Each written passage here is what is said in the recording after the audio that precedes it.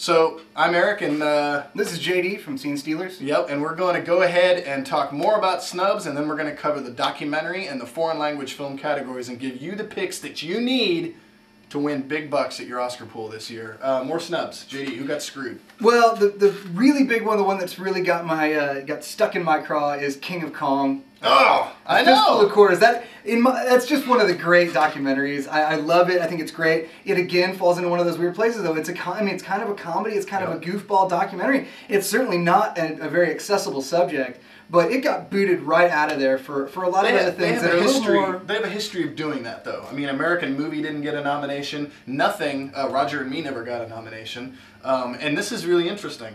Michael Moore is probably the favorite in this category for Sicko, because Sicko was nominated against 4 other documentaries that probably aren't as well known, which I will read to you right now.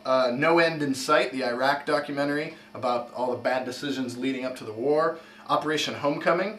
Sicko, of course. Taxi to the Dark Side, and War Dance. Now, these movies have not really been seen by a lot of people except for Sicko.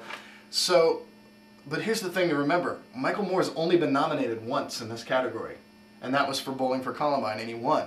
He wasn't nominated for Fahrenheit 9/11 because he chose to show it on public TV before the election, thereby disqualifying it for the best documentary feature. So Michael Moore's only been nominated and only won once before, but I still think he's the clear front runner, and I think he'll probably take it.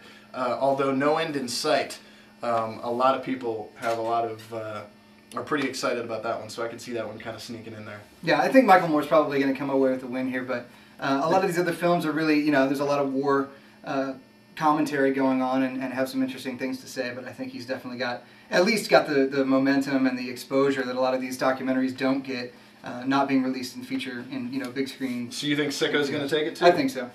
All right, so there you go, Sicko for documentary. Moving on to the best foreign language film and continuing with our snub coverage. This is the worst of all the categories as far as snubs go because they really screwed up this year. The Academy has this really lame way of having each country only let one entry in.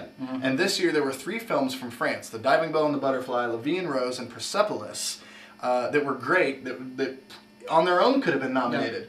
Yeah. All of which got attention on their own, as And so The Diving Bell and the Butterfly has multiple nominations in all kinds of categories, including director and screenplay, cinematography, and Persepolis gets nominated for animated film, which is really cool, and La Vie en Rose gets nominated for Best Actress for Marion Cotillard. Unfortunately, the Palme d'Or at the Cannes Film Festival last year went to, and I always get this wrong, so let me read it, 4 months, 3 weeks, and 2 days, which numerous critics groups had as the best foreign language film of the year. Lust Caution, the Ang Lee movie. These movies were not even nominated. And I'm sorry, I follow film as much as I can in 1 year, but and I've seen a lot of those movies. I haven't seen any of the movies up for best foreign language film this year. Israel, Austria, Poland, I'm sure they're all great films. Kazakhstan is a film this year that's nominated for an Oscar. I'm sure they're fine films, but they're none of the ones that made an impact on American audiences this year, and I just think it shows how out of touch they are and how they screwed it up, man. And honestly, I'm not even going to offer a prediction in this category because I have no clue. With all the foreign films that I saw this year, none of them were nominated. Yeah, I have to abstain as well. I honestly haven't seen a single one of these films.